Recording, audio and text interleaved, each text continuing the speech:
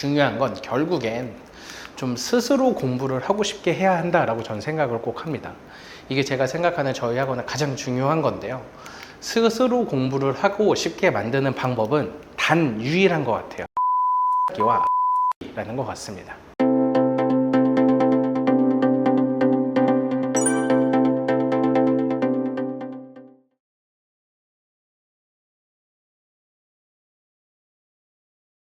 네, 안녕하세요.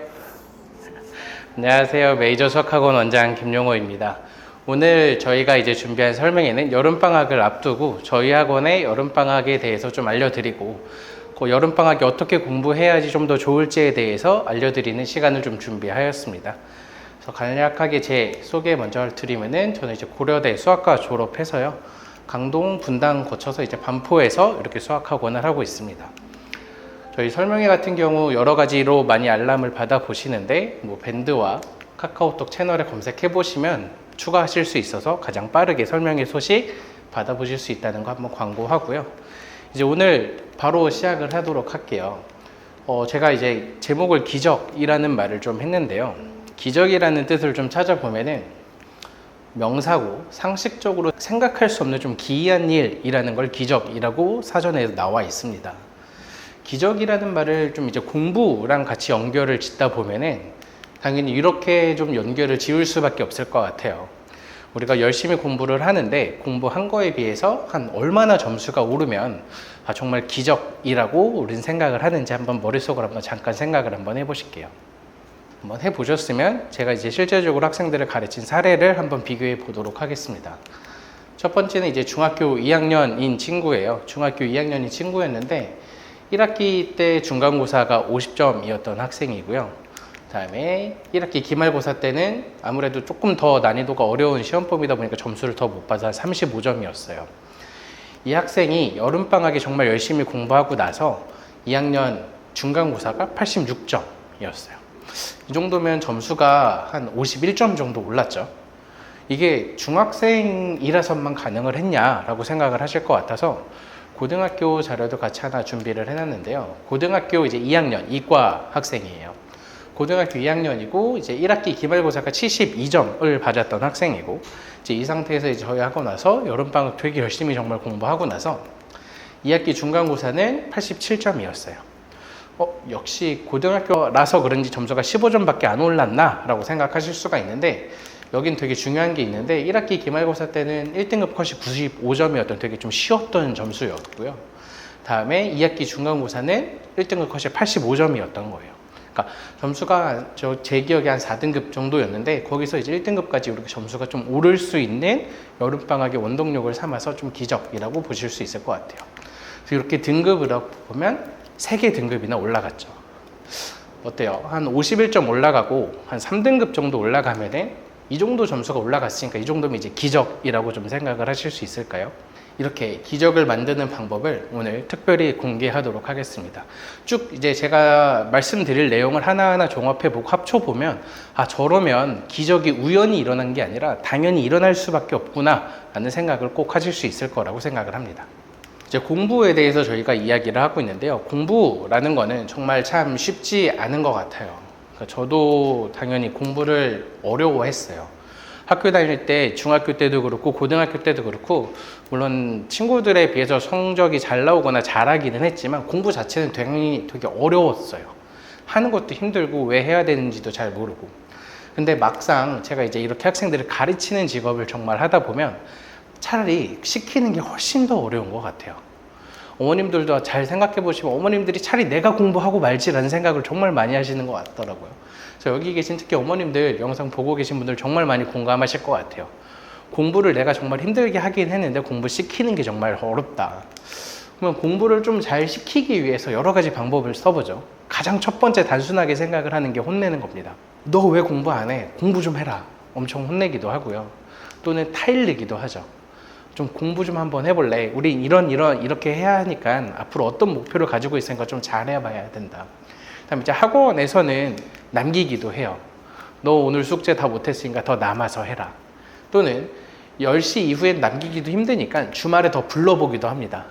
이번 주에선 넌 토요일에 더 와서 더 공부해야 돼. 아니면 일요일에라도 와서 더 공부해야 돼. 정말 여러 가지 방법을 다 쓰는데 결국엔 다 흐지부지 되는 것 같아요. 그때 반짝이에요. 되게 길면 한 2주 정도 가고요, 저 효과가. 짧으면 한 일주일 이내에 다 효과가 사라집니다. 중요한 건 결국엔 좀 스스로 공부를 하고 싶게 해야 한다라고 저는 생각을 꼭 합니다. 이게 제가 생각하는 저희 학원의 가장 중요한 건데요.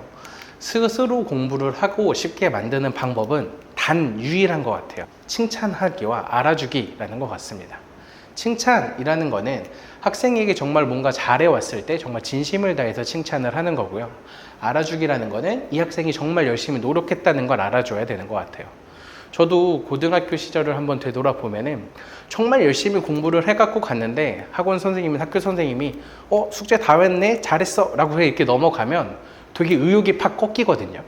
아니면 심지어 숙제 검사를 대충 하시는 분들도 있었어요. 숙제 검사를 대충 하면 난 정말 막 되게 밤잠 줄여가면서 열심히 했는데 뭔가 내 노력은 하나도 안 알아주는 것 같고 되게 싫었어요. 이 알아주기라는 걸 하면서부터 내가 노력하는 걸 누군가가 알아주고 누군가 그로 인해서 칭찬을 해주는구나, 이 자체가 공부를 스스로 하고 싶게 하는 이게 원동력이라고 생각을 합니다. 그래서 학생 한 명 한 명에게 관심을 갖고 칭찬하고 알아주는 것, 이게 가장 중요한 것 같아요. 근데 이걸 정말 학원에서도 저도 이제 열심히 하고 정말 생각을 많이 하고 노력을 해야지만 가능한 거거든요. 어머님도 집에서 정말 당연히 안 좋은 것만 보이긴 하겠지만 조금씩이라도 칭찬을 해보시는 거를 많이 추천을 드릴게요.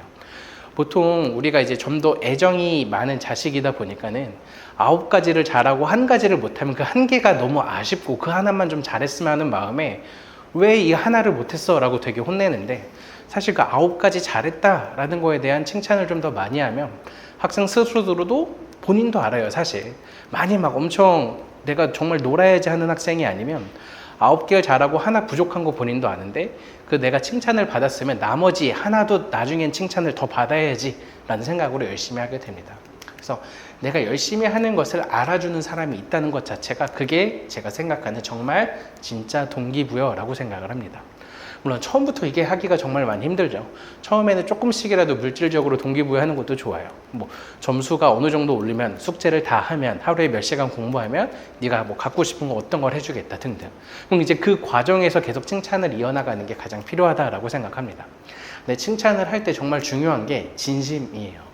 그냥 이게 우리도 사실 성인도 알잖아요. 이 사람이 날 칭찬을 해줄 때 정말 마음에도 없는 소리로 칭찬 대충 하는 건지 정말 진심으로 칭찬하는 건지에 따라 다른데, 진심으로 칭찬하는 게 정말 중요하고요. 진심으로 칭찬하는 데에서 가장 필요한 팁은 기대치를 낮추는 겁니다. 기대치가 높아지는 순간 칭찬이 절대 나오지가 않아요. 그래서 저도 학생들을 수업할 때 이 학생은 숙제를 다 안 해왔을 거야 라는 생각을 혼자 계속 되뇌이거든요. 그러면은 진짜 숙제를 다 해왔을 때 저도 정말 제가 모르는 텐션으로 칭찬을 하고 놀라게 돼요. 그러면 그렇게 좀 이제 진심으로 좀 더 알아주면 학생들이 정말 좀 알아주고 그게 동기부여가 된다라고 생각을 합니다. 이게 이제 제가 학생들을 가르치는 가장 강력한 무기고, 저희 학원 학생들이 조금씩이라도 계속 발전을 하고 있는 이유라고 생각을 합니다. 그리고 이제 두 번째로 쭉 말씀을 드릴 거는, 제가 이제 아무래도 오래 학원 생활을 계속 하다 보니까 상담을 정말 많이 해요. 상담을 많이 하면 정말 많이 듣는 말 중에 하나가 수학만 잘하면 될 것 같다라는 이야기를 정말 많이 듣습니다. 국어도 어느 정도 완성이 돼 있고 영어도 어느 정도 돼 있고 다른 기타 과목도 되어 있는데 수학만 유독 안 나온다. 뭐 중학교 학생 같은 경우에는 다른 과목 다 A인데 수학만 B다. 더 잘하는 학생은 막 다른 과목 다 100점인데 수학만 한 3개 틀렸다. 이런 식으로 말이 되게 많거든요. 도대체 왜 수학만 못하는 걸까라는 거에 대해서 한번 궁금증을 좀 풀어드리려고 해요. 여러 가지의 이유를 먼저 생각해 보실 수 있을 것 같은데, 첫 번째는 머리가 나빠서 그런가 라는 생각도 한번 해볼 수가 있을 것 같고요. 다음에 수학 감각이 없어서 그런가, 아니면 선행 수학을 너무 많이 안 해서 그런가 라고도 좀 궁금해 하실 것 같고요. 또는 심화 수학을 안 해서 그런가 라고도 궁금해 하시는 것 같아요. 보통 어머님들이 수학을 못하는 이유를 요 4가지 중에서 하나에서 찾으려고 많이들 하십니다. 근데 제가 정말 많은 학생들을 가르치고 많이 상담을 해보면서 느낀 거는 이 4가지 다 절대 아닙니다. 제가 보는 건 너무나 뻔한 이유예요. 수학을 잘 못하는 이유는 수학 공부를 많이 안 합니다. 그러니까 이게 너무나 제일 정확해요. 머리가 나빠서도 아니고 내가 뭐 선행이나 심화 공부를 안 해서도 아니에요. 그냥 수학 공부 자체를 많이 안 해요. 그러면 수학이라는 공부를 왜 많이 안 할까라는 거에 대해서 한번 생각을 한번 해볼게요. 수학을 많이 하면 당연히 잘 하는데 학생들은 공부를 많이 하기 싫어하죠. 그러면 많이 하기 싫어하는, 많이 못하는 첫 번째 이유는 시간이 없다라는 이야기를 좀 많이 합니다. 다른 과목 공부 시간이 너무 부족해서 시간 자체가 너무 없다라는 말을 하고요. 두 번째는 수학이라는 과목 자체가 어렵고 내가 어떻게 공부를 해야 하는지를 몰라서 수학 공부를 많이 못한다 라는 말도 있습니다. 다음으로 이제 세 번째는 학습의 우선순위에서 좀 밀리는 경우가 있어요. 막 영어 숙제하다가 수학을 못하는 경우도 있고요. 국어 숙제하다가 영어를 못하는 경우도 있습니다. 그래서 이런 식으로 가장 대표적으로 이렇게 세 가지 이유 때문에 수학 공부를 많이 못한다라는 이유를 학생들이 들곤 합니다. 그러면 거꾸로 저희는 이 과정, 이 세 가지를 해결해 주면 수학 공부를 많이 할 수 있게 하겠죠. 첫 번째는 시간을 확보해 주는 게 당연히 필요할 거고요. 두 번째는 알 때까지 계속 반복을 시키는 게, 그다음에 세 번째는 최우선으로 공부를 해야 하는 게 가장 필요합니다. 가장 많이 나오는 세 가지 이유를 해결해 주면 수학 공부를 많이 할 수밖에 없다라고 생각을 해요. 저희 학원도 그렇고 어떻게 이 세 가지를 하느냐라는 거에 대해서 좀 더 구체적으로 말씀을 드릴게요. 첫 번째, 시간 확보하기. 수학에 얼마나 많은 시간을 투자해야 될까요? 제가 보통 이제 학생들하고나 이제 어머님한테 말씀을 드리는 건 수학에 대한 개념을 1시간 배웠으면 최소한 스스로 1시간의 공부가 필요합니다. 내가 오늘 학원에서의 3시간 수업을 들었다, 4시간 수업을 들었다라고 하면은 집에 가서 내가 그 개념을 익히고 문제를 풀고 유형서를 푸는데 똑같은 시간이 필요해요. 이게 정말 많이 필요한데 대부분 학생들은 학원에서 배운 걸 나의 모든 공부가 끝났다라고 생각을 하는 때가 많죠. 학원에서 난 3시간 했으니까 5시간 했으니까 오늘 내가 할 거 다 끝났어 라고 생각을 하면 사실 개념을 듣기만 하고 내가 스스로 몇 문제 풀어보지만 않고 끝나는 거예요. 내가 스스로 익혀보는 이 과정이 많이 필요합니다. 근데 사실 1시간 배워서 1시간 스스로 공부를 하기에는 평소에 학기 중엔 너무나 어려워요. 학교 끝나고 보통 대부분 학생들이 월요일부터 금요일까지 계속 학원을 다니고요. 학기 중엔 당연히 뭐 밤 늦게 잘 수도 없고 다음날 학교도 가야 하니까 현실적으로 불가능해요. 하지만 방학 기간에는 마음 먹으면 충분히 가능하죠.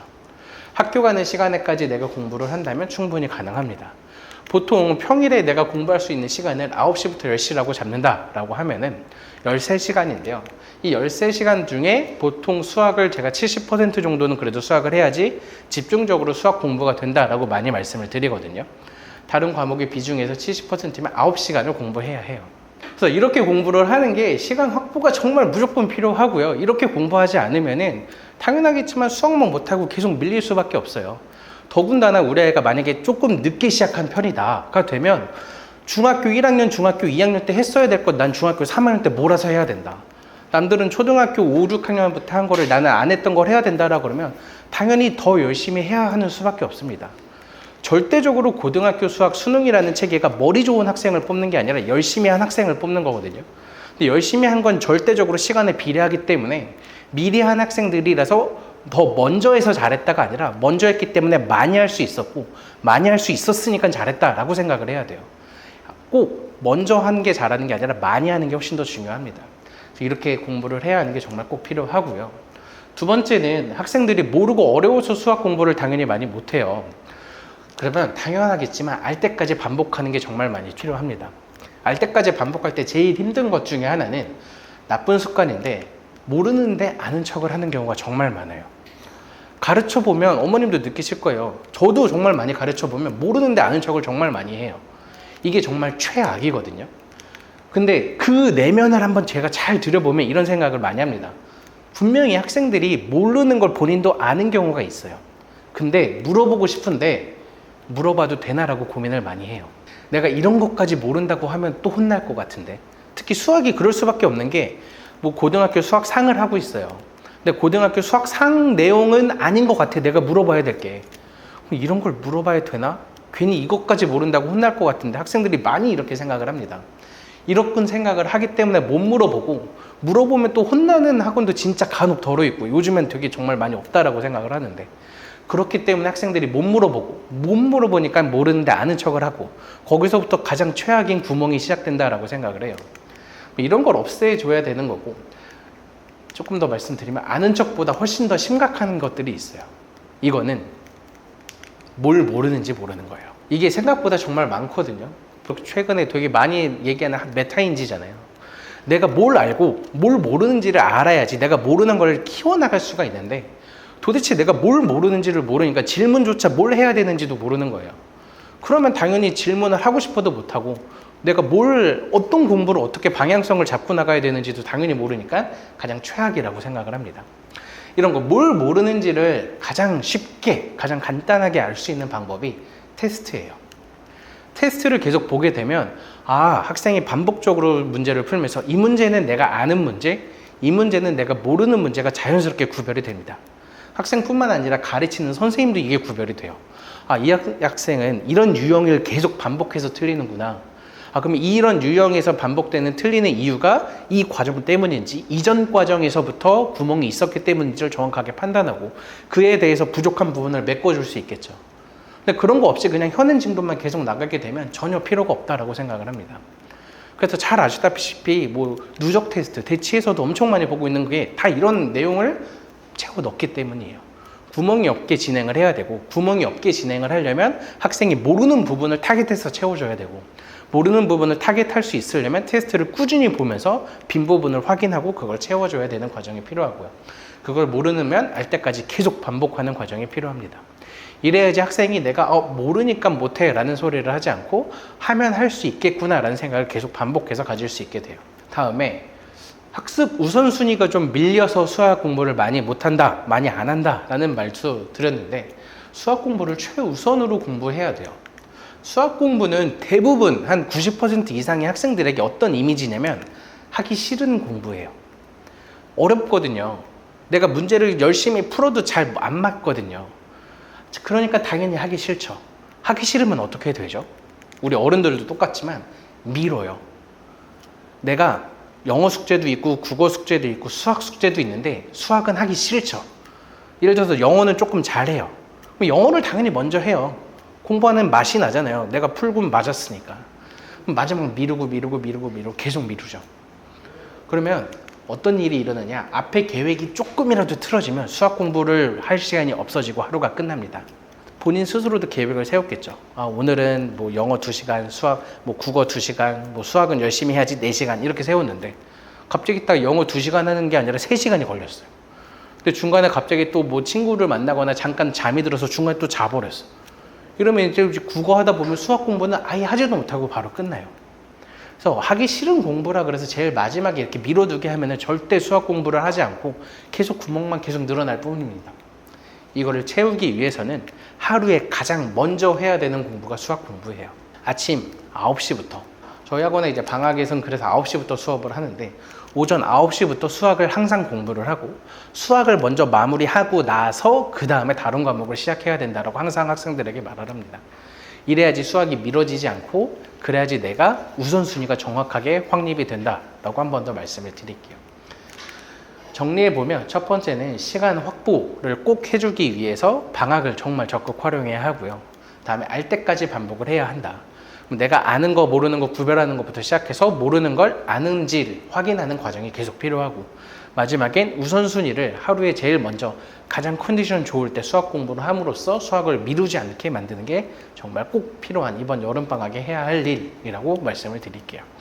그래서 저희 학원에서도 첫 번째는 9 to 7 프로그램이라 그래서 학원 자체에 아침 9시부터 와서 저녁 7시까지 항상 남겨서 학생들이 많이 공부합니다. 모든 학생들이 하는 건 아닌데요. 대부분 절반 이상이 이렇게 공부를 해요.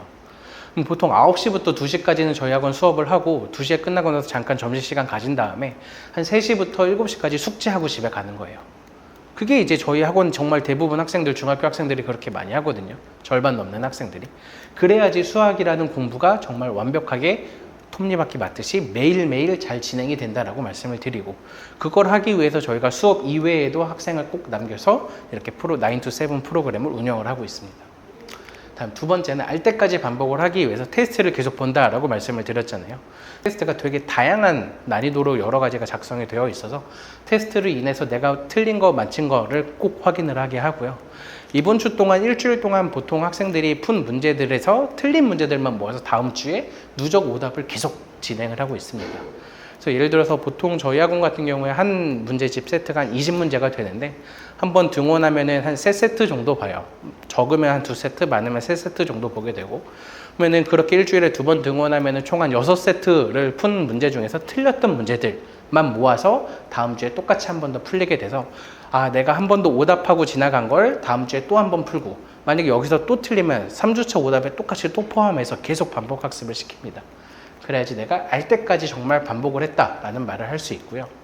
다음에 최우선으로 공부하기. 그래서 오전 9시부터 공부를 한다라는 거 꼭 말씀을 드릴게요. 그래서 제가 이 오늘 맨 첫 번째 부분에서 말씀드렸던 게 기적이라고 말씀을 드리고, 그 다음에 고등학교 학생이 예시를 들었어요. 중학교 2학년 학생이 1학기 때와 2학기 때 점수가 51점 올랐던 학생. 그 다음에 고등학교 2학년 학생이 4등급이었다가 1등급까지 올라갔던 그런 결과를 한 번 더 말씀을 드렸는데, 그게 괜히 일어난 게 아니에요. 저희 학원에서 항상 이렇게 학습 현황표라는 걸 쓰는데 어떤 걸 공부하고 어떤 걸 수업했고 어떤 걸 테스트 보고 항상 이렇게 적게 되거든요. 그 학생이 똑같이 저희가 말했던 9 to 7 프로그램을 했고 9시부터 7시까지 수학에 올인하면서 공부를 했고요. 그 다음에 이제 지금 이렇게 네모표 친 게 테스트들이에요. 그래서 테스트를 꼭 매일매일 꾸준히 보면서 정말 많이 봤죠. 그래서 7월, 8월, 9월 이렇게 보고 이제 9월 말에 그렇게 시험을 엄청 잘 본 거예요. 그 다음에 고등학교 학생들도 똑같아요. 이렇게 매일, 거의 매일 오면서 공부를 하고 테스트도 정말 많이 보고 매일 보고, 그 다음에 기출 등등, 기출만 봐도 여기만 봐도 26회 이상을 많이 풀었어요. 이렇게 공부할 수 있는 이유는 방학이었기 때문에 가능한 거고, 방학도 내가 9시부터 아침 일찍부터 내가 목표한 바를 끝내기까지 우선순위를 갖고 공부했기 때문에 가능합니다. 이렇게 공부를 해야지 우리가 보통 이야기하는 기적이라는 게 일어나고, 기적이라고 내가 우연히 일어나는 게 아니라 정말 노력에 대한 결과로 보상을 받는다라고 생각을 합니다. 제가 오랫동안 학생을 가르쳐 본 결과 최상위권 학생하고 보통 일반적인 중상위권의 학생은 방학 때 많이 결정이 돼요. 방학 때 정말 열심히 하는 최상위권들 보면 사실 잘 노는 경우 많이 못 봐요. 어머님도 이미 잘 알고 계실 거예요. 근데 보통 그냥 일반적으로 중위권, 중상위권 학생들은 놀 거 놀고 방학이니까 쉴 거 쉬고 남은 시간에 조금 공부를 해볼까라는 이미지가 됩니다. 최상위권 학생들은 보통 내가 학기 중에 학교에 있던 시간을 공부 시간으로 바꾸는 게 방학이고요. 보통의 학생, 중위권, 좀 많이 쳐도 한 중상위권 학생들은 방학에 학교 갔던 시간은 노는 시간이 돼버리고 똑같이 공부했던 것만 똑같이 반복하게 되면 전혀 차이를 만들어낼 수 없습니다. 이렇게 방학에서 만들어지고, 제가 학생들한테 방학 기간에 항상 하는 말이 있는데 매일 하는 것이 나를 만들 수 있다라고 이야기를 해요. 오늘 하고 내일 하고 꾸준히 매일 하면서 습관이 만들어져야지 나를 만들고 그로 인해서 공부가 정확하게 잘 돌아간다라고 저는 확신을 갖고 학생들을 가르치고 있습니다. 그래서 이렇게 차이를 만드는 저희 학원 방학 시스템을 간단하게 말씀을 드렸고, 조금 자세하게 말씀을 드리면은 저희 학원은 어떤 학원인지에 대해서 먼저 소개를 한번 해드릴게요. 저희 학원은 학생량이 많은 되게 빡센 수학 학원입니다. 그냥 저도 이제 학생들 숙제 검사하거나 얘기할 때 되게 많이 혼내기도 하는 게, 그냥 가방만 메고 왔다 갔다 할 거면 우리 학원 다닐 필요 없다라고 정말 많이 얘기를 하거든요. 저희 학원 학생량이 정말 많아요. 기본적으로 하루에 학기 중에 2시간은 매일 숙제할 걸 기대하고 학습량을 주고 있습니다. 보통 학기 중에 저희 학원 주 2회 등원하는 학생들이 한 70%, 주 3회 등원하는 학생이 한 30% 정도 되거든요, 학기 중에. 학기 중에 주 2회를 등원한다는 얘기는 3일 동안에 6시간의 숙제량을 기대하면서 숙제를 줘요. 그걸 실제로 저희 학원 학생들 해와요. 그렇게 해와야지만 그렇게 진도가 가능하고요. 그래야지 이게 저희 학원의 가장 첫 번째라고 많이 말씀을 드립니다. 두 번째는 저희 학원은 테스트로 평가하고 체크하면서 성취도를 끊임없이 확인을 하고 있는 수학학원입니다. 다음에 세 번째는 1대1로 개별 맞춤 수학학원이다 라고 말씀을 드릴게요. 첫 번째, 학습량이 많다 그러면 3시간 동안 1대1 수업을 하고 2시간 동안 테스트를 보게 됩니다. 1대1 수업은 이제 담임 선생님과 진행을 하게 되고, 담임 선생님하고 앞에서 개념 설명도 듣고 필수 문제도 풀면서 진행을 하게 되고요. 2시간 테스트 시간에는 지금 여기 대형 강의실에서 관리해 주시는 여기 실장님과 함께 테스트를 보고 틀린 문제 오답을 같이 진행을 하게 됩니다. 보통 중간에도 말씀드렸다시피 한 세트당 한 20문제가 되고 적으면 2세트, 많으면 한 3세트 정도 풀고 있습니다. 그다음에 숙제를 매일 2시간 하기를 좀 기대를 해요. 정말 이제 진짜 잘하는 상위권 학생들 항상 저렇게 공부를 하거든요. 제가 중간에 말씀드렸을 때 하루에 내가 1시간 배웠으면 1시간 익혀야 되고 3시간 배웠으면 3시간 익혀야 되는데 학기 중에는 사실 저것보다 더 하는 건 제가 생각해도 솔직히 말이 안 되는 것 같아요. 학기 중엔 저렇게 꼭 공부를 하는 게 필요하고 방학 중엔 중간에도 말했다시피 한 3시간, 4시간까지는 숙제 시간을 늘려서 공부하고 있습니다. 그 다음에 최소 주 2회 수업으로 정말 스케줄이 타이트하고 정말 빡세게 공부시키는 학원이라고 많이 말씀을 드리고요. 두 번째 이제 테스트로 많이 보는 학원이에요. 테스트라는 건 단원, 난이도의 세분화가 되어 있고요. 같은 단원이라도 난이도의 세분화가 5단계로 되어 있어요. 그래서 학생이 되게 딱 잘 맞는 난이도의 시험을 보게 되고 그 과정에서 학생 스스로도 성취도를 느끼게 됩니다. 그래서 되게 잘하는 학생들이야 어떤 테스트를 보고 되게 다 잘하겠지만 사실 우리가 잘하는 학생들만 있는 건 아니니까 하위권, 그다음에 또는 중하위권 학생들 같은 경우도 그에 맞는 테스트 난이도를 주면 내가 조금씩 계속 발전하고 있다는 걸 스스로 느끼면서 우리가 좀 더 공부를 잘할 수 있게 돼요. 그리고 이제 숙제 해온 단원을 테스트 보는 게 가장 일반적입니다.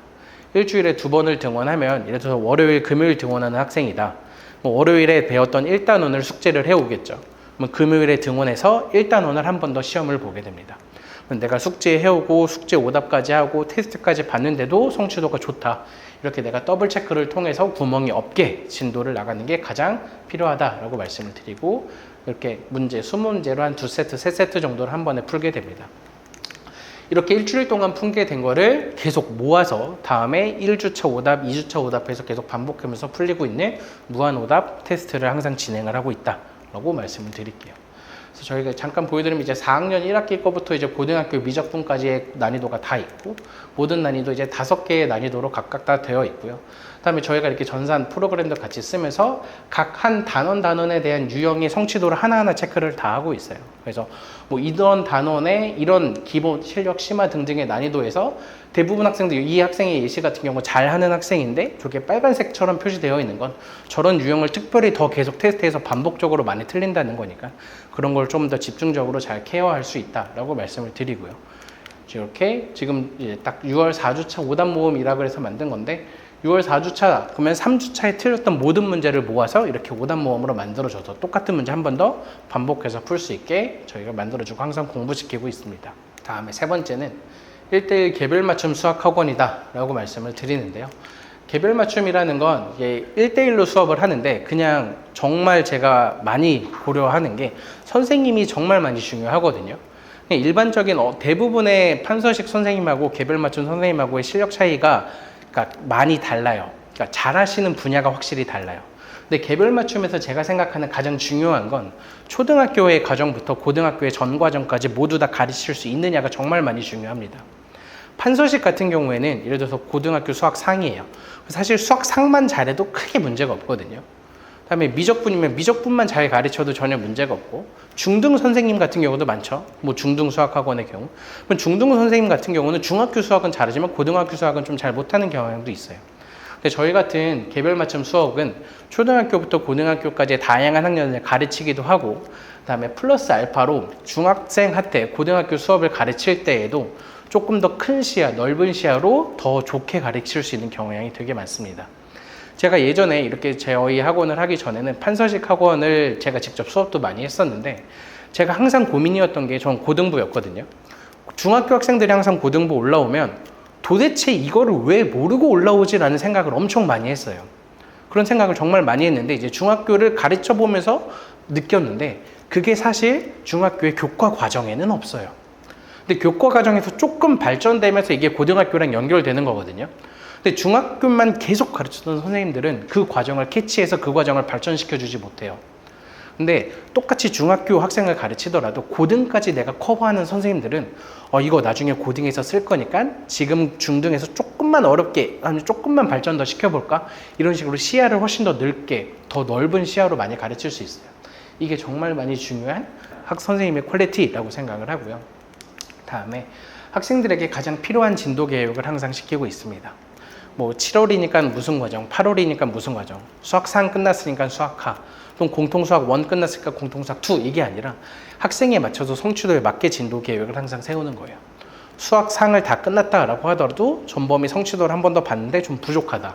한 번 더 복습을 하고 넘어간다든지, 완전 복습만 하기에는 그래도 어느 정도 하는데 그러면 진도 나가면서 복습을 병행한다든지, 아니면 3학년 1학기 거라 어떤 진도를 희망하면서 이렇게 저희 학원 등록하시는 분인데 중학교 거 2학년 거부터 부족하다 그러면 거기부터 채워 넣는다든지, 그래서 학생에게 정말 지금 수학을 잘하기 위해서 필요한 계획을 세울 수 있고 그에 대한 맞춤 수업을 할 수 있습니다.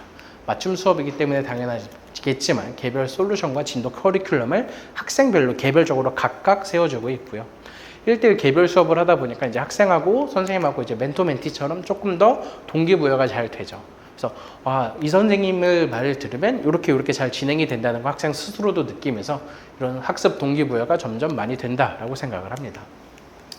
그래서 내신 대비 같은 경우도 내신 대비 교재를 각각 만들어주고 있다라는 걸 그냥 간단하게 저희가 보여드리는 거고요. 이렇게 해서 저희가 한 달 동안 공부한 거를 이렇게 보내드려요. 그러니까 제가 생각하는 개별 맞춤 수학학원이랑 판서식 수학학원이랑 어머님들이 생각하시기에 개별 맞춤 나도 보내봤는데 일반적으로 도대체 어떻게 얼마나 뒤에 끝날 건지라는 예상이 도저히 안 돼 라고 생각하시는 게 가장 큰 단점이라고 생각을 합니다. 그래서 그 부분을 최대한 보완하기 위해서 한 달에 한 번 월말에 이렇게 학습 보고서라는 걸 보내드리는데, 이번 6월 달에는 어떤 과정을 어떻게 공부했고 숙제 테스트 결과는 이렇고, 그 다음에 그 6월에 대한 학습 총평하고 학습 평가, 그 다음에 7월에 대한 진도 계획표까지 같이 보내드리고 있어요. 다음에 한 1년에 한 2번 정도는 1년 계획도 같이 보내드리죠. 한 겨울방학 시작할 때쯤 되면은 1학기 계획, 그 다음에 이제 이번 여름방학 시작할 때쯤 되면은 이렇게 차근차근 진행하면 2학기 계획은 이렇게 된다. 그래서 큰 시야까지도, 큰 로드맵까지도 같이 알려드리고 있다라고 말씀을 드리고요. 그다음 이제 학생들한테 저희가 이제 항상 수업 끝나고 나면 이렇게 공부 일기라는 걸 봤는데, 공부 일기라는 건 학생이 스스로 수업이 다 끝났을 때 딱 집에 가기 전에 한 번 더 마지막으로 스스로 한번 적어보는 거예요. 그래서 오늘 내가 이런 과정을 배웠고 이런 과정을 어떻게 기억을 하고 어떻게 쓰는지, 그래서 학생 스스로 이거 책 보고 쓰는 게 아니라 나름 다 머리에 있는 과정을 잘 익히면서 쓰는 거거든요. 그래서 한 번 더 집 가기 전에 오늘 배운 거 한번 정말 중요한 거 한 번 더 정리해보고 스스로 어떻게 오늘의 학습 평가도 하면서 내가 잘했다 못했다, 잘했으면 다음엔 어떻게 더 잘해야겠다, 못했으면 다음에 어떤 걸 더 보완해야겠다는 걸 스스로 한 번 더 체크를 해보면서 스스로 공부할 수 있게 만드는 힘을 항상 만들어주고 있습니다. 이렇게 만드는 공부일기까지 해서 저희는 이제 카톡으로 항상 어머님들께 보내드려요. 그래서 수업이 다 끝나고 나면 당일날 오늘 학생의 뭐 등원 시간, 그 다음에 수업 내용, 오늘의 숙제, 저번 시간의 숙제 평가, 그 다음에 오늘 학원에서 본 시험의 결과, 그 다음에 이제 담임 선생님의 코멘트까지. 그래서 담임 선생님 코멘트가 그날 저희가 학생 한 명 한 명 다 개별적으로 쓰거든요. 그래서 오늘 수업에서는 어땠는지, 이런 좀 장점이 있었는지, 이런 단점이 있었는지, 집에서는 조금 더 이렇게 해줬으면 좋겠다, 아니면 다음에 학원에서 이런 식으로 좀 더 시키겠다라는 등등을 매번 수업이 끝나면 보내드리고, 학생들이 오늘 공부했던 것들도 이렇게 공부일기 같이 보내드립니다. 이걸로 같이 보내드리는 이유가 어머님들에게 확인하시라는 이유도 있지만, 이거를 칭찬의 근거에 좀 핑계거리를 좀 삼아라 라는 이야기를 더 많이 말씀을 드려요. 그래서 테스트 같은 경우를 보면 당연히 어머님 눈에 저기 결과를 보면 12개 중에 11개를 맞았다라고 적혀 있는데 왜 하나 틀렸지? 다 맞았어야 되는데 라는 생각을 하실 수 있겠지만, 그냥 저런 걸 핑계거리 삼으시면 돼요. 11개나 맞았네, 되게 잘했다, 다음엔 조금만 더 해보면 너 더 잘하겠다, 이런 식으로. 아니면 똑같은 테스트에 저희 제시험도 계속 보거든요. 아니면 저번 시간에는 뭐 한 6개 맞았는데 이번엔 8개 맞았네, 성적이 늘었다, 너 되게 발전하고 있구나, 잘하고 있구나. 아니면 하다못해 이렇게 공부일기 적은 것만 하더라도 오늘 정말 열심히 공부한 것 같구나, 엄마가 너 되게 잘 알아줄 것 같아, 이런 식의 좀 칭찬거리로 삼으면 학생 스스로도 더 열심히 공부할 수 있게 하는 마음이 되지 않을까 싶습니다. 그래서 이렇게 수업을 하고 있는 저희 학원의 이제 방학 시간표를 끝으로 말씀을 드릴 건데, 저희 학원은 이제 7월 22일부터 방학 시간표로 시작을 하고 있고요. 방학 시간표 이전에는 그냥 학기 중 시간표로 월요일부터 토요일까지 수업을 하고 있습니다. 그래서 방학이 시작되는 7월 22일부터는 저희가 이제 평일만 수업을 하고 있고요. 방학은 3주 동안 진행을 해서 이제 7월 첫째 주까지 하게 될 거예요.